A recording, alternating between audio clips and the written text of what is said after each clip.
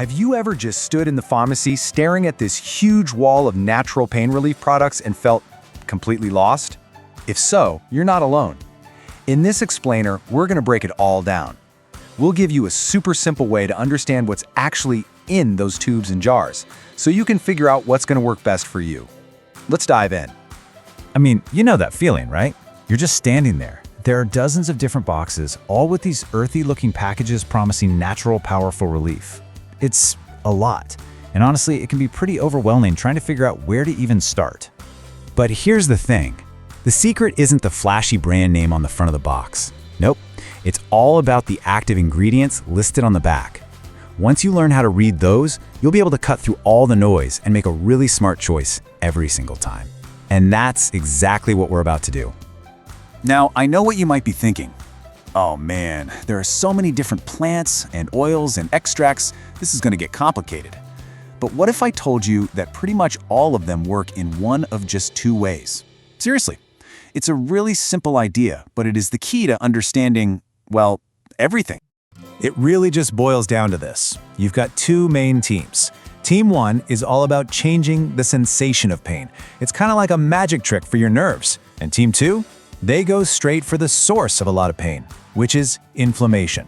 That's it, sensation or inflammation. So let's start with that first group, the ones that are basically playing a little trick on your nerves. It's a pretty clever way to get relief, honestly. You're just creating a new feeling that your brain decides is more interesting than the pain you were feeling before. The official science-y term for this is a counter-irritant. I know, it's a bit of a mouthful, but the idea is super simple.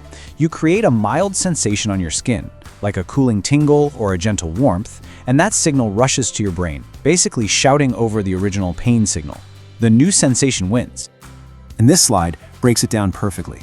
You've got the coolers, like menthol, that icy hot tingle from peppermint, or that refreshing feeling from eucalyptus.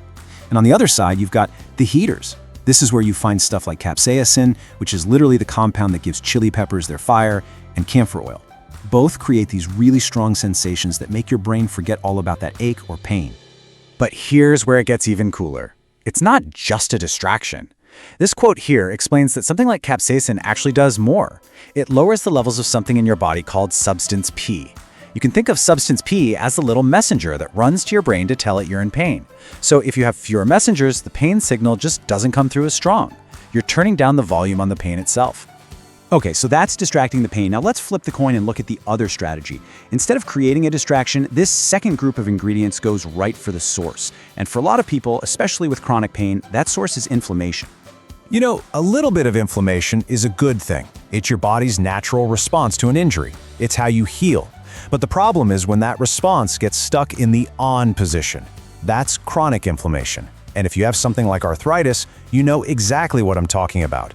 That constant nagging pain is often inflammation that just won't quit. And this chart gives us a fantastic look at some of the heavy hitters in the anti-inflammatory world. You've got turmeric, which has curcumin, this amazing compound that's really well known for its anti-inflammatory power. Then there's boswellia, which is also a go-to for soothing joint pain and helping with movement.